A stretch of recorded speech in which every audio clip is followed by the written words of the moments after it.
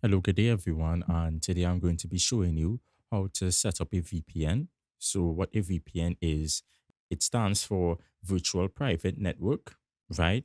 It is essentially a service that protects your internet connection and also privacy online. It creates an encrypted tunnel for your data by hiding your IP address and also allows you to use public Wi-Fi hotspots safely. So the first thing what you want to do on the server side is launch your server manager. In server manager, what you're going to do, you're going to click on add roles and features, click next, next, next. And here, what you're going to do is click on remote access. Make sure this is checked. This will be associated with VPNs and stuff along those lines, as you can see in the description here. From there, you're going to want to click next, next again, next again, and make sure direct access and VPN is highlighted and click on add feature. After that, click next.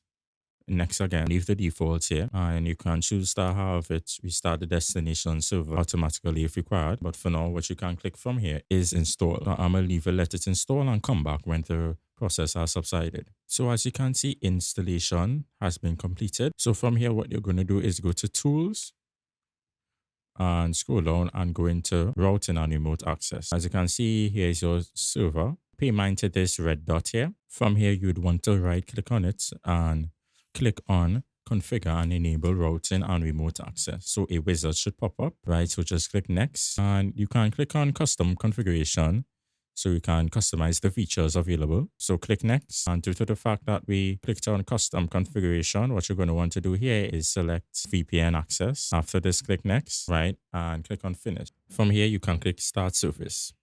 Due to issues with my machine, I was not able to continue from my process, right? But what I'm going to do is use screenshots and stuff to dictate what you have to do from there. So after that, the service should start.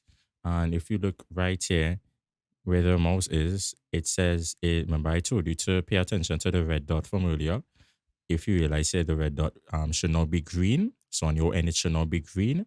And from there, you're going to want to expand on your server, right?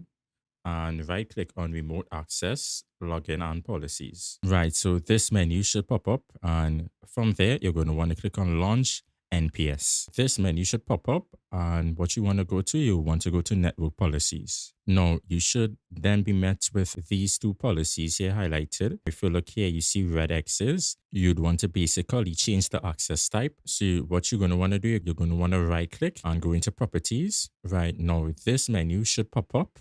After you click properties, you want to make sure grant access if the connection request matches the policy is highlighted. And from there, you're going to want to click OK and do the same thing for the other policy, right? So if you did what you had to do correctly, you should now be met with two green check marks by the policies. Back out of that menu, open the server manager and click on tools. When the tool menu has opened, you're going to want to click on Active Directory users and computers. From there, you'll be met with the Active Directory users and computers menu. And from there, you're going to want to go to the users folder, scroll down until you see user 1 and user 2.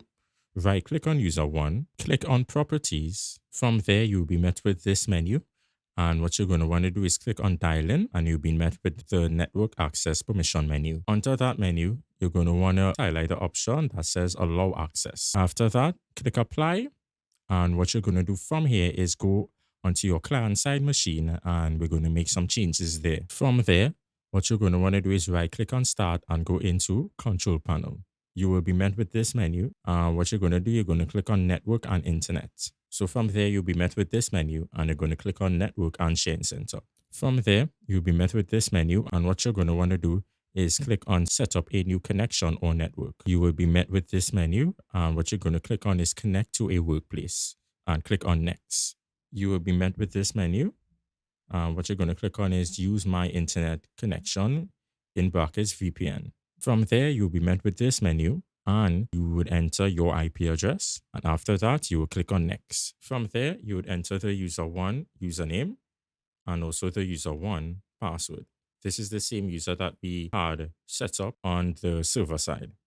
So after that, click create. From there, it should display this menu and you shall click close. From there, you're going to want to go back to the control panel home and click on change adapter settings. From there, you'll be met with this screen and you'll see VPN connection with the keyboard here disconnected.